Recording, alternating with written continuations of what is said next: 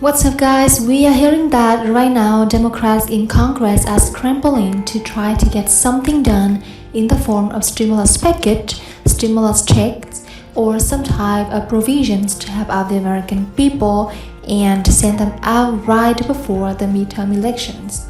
So that way it's fresh in the minds of voters right before they hit the polls. Now, first off, let me know in the comments down below would that convince you. We've been waiting for over a year for fourth federal level stimulus checks, child tax credits, $200 increases to Social Security wiping out student loan debts. And if they fulfill their promises, but it's been over a year later and they do it right before elections. The latest that we are hearing on progress on a stimulus package by the Democrats race to revive the economic package as inflation spikes. With inflation high and a possible recession looming, and we are hearing it's very likely. Now, economists are saying we are going to be having a recession. So what's coming on the horizon for our economy? Party lawmakers are now trying new to resurrect talks with their loan holdouts. Senator Tom Manchin of West Virginia saying, "We are gonna be needing some more help here and we want to get this done right away." We are also hearing that Democrats have lined up a list of executive orders for the president to issue right before the elections just to make sure in case they can't get it done through Congress, they can get something out in time. Let's go ahead and dive into the latest system. What we are hearing about is the progress that they are making right now to get through some sort of stimulus package. There's leftover money and it's just going back to the federal government and people are missing out. Alright, so first off, an article that recently came out from the Washington Post read that with inflation on the rise and the threat of a recession looming, congressional Democrats are scrambling to revive their long-stalled economic spending package, hoping to deliver relief to the Americans whose finances have soured during months of political bickering. We've had the last stimulus package go out in March of 2021. A lot of people are waiting for promises to be fulfilled of more stimulus to come, and we have not yet seen it now. When Democrats last tried to advance the party's $2 trillion initiative in December, hoping to overhaul the nation's healthcare, education, climate, and tax laws, the economy seemed to be booming. Stocks traded high, gas prices were low, and lawmakers saw an opening to advance the measure as known as the Build Back Better bill. You will recall that the stimulus package originally wanted to see 10 trillion, 6 trillion, 7 trillion in new spending monthly, recurring $2,000 stimulus checks, child tax credits, wiping out student loan debts, Social Security increases of $200, all of which now have been stripped out of the bill with concerns of inflation and added more so to the nation's debts. Now, what is actually included? Well, right now the negotiations are very secretive between Joe Manchin and Senate Majority Leader Chuck Schumer. What we've heard is this bill has been narrowed down and is very, very small and does not include very many, if any, direct assistance payments to people.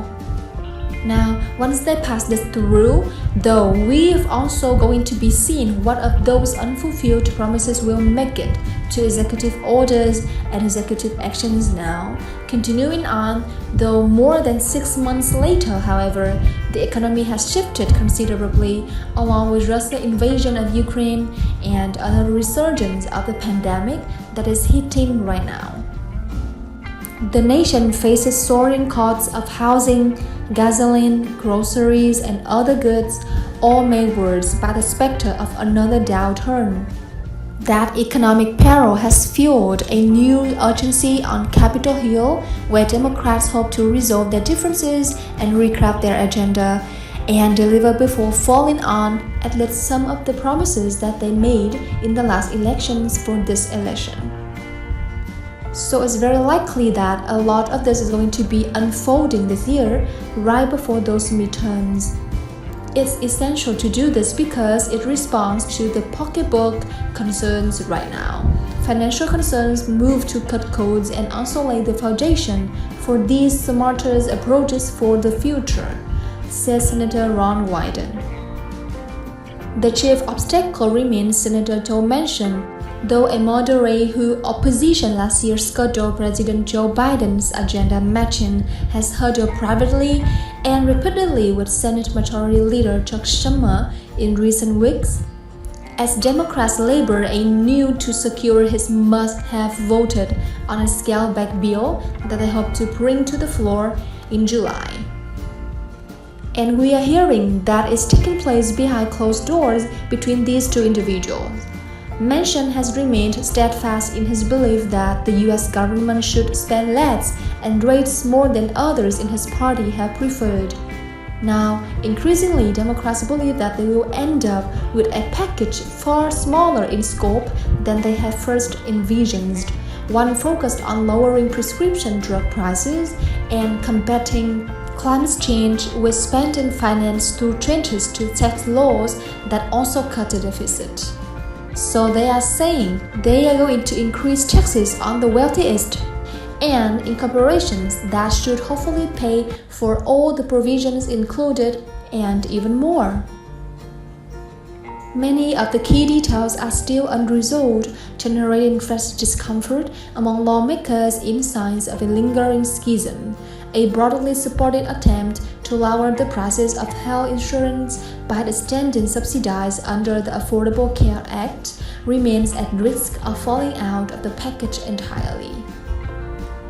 The loss of those tax credits could result in premium increases for millions of Americans next year. So, not only have they got nothing's passed, there could be provisions falling off, which could be hurting Americans even more as well. Now, the delays and doubts have only compounded Democrats' frustrations after they had to abandon plans to lessen the prices of housing, make childcare more affordable, and push for the development of energy resources that can be alternatives to expensive gas ideas that they say that might have made a difference with the potential recession on the horizon.